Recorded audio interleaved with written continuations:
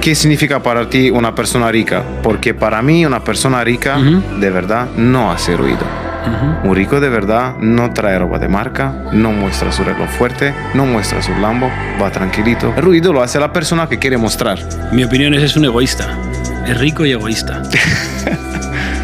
Porque no quiere mostrar. No muestra nada, es un egoísta y no está enseñando a la gente cómo ha hecho su dinero. Lo quiere solo para él. Pero fíjate, gente como Warren Buffett, gente muy rica. No son mileuristas, pero son fucking panza, comen croissants, toman Coca-Cola, McDonald's, dominan el mundo. Yo no quiero ser Warren Buffett, ni quiero dominar el mundo, no quiero tener poder sobre las personas, yo quiero empoderar a la gente. Es muy distinto.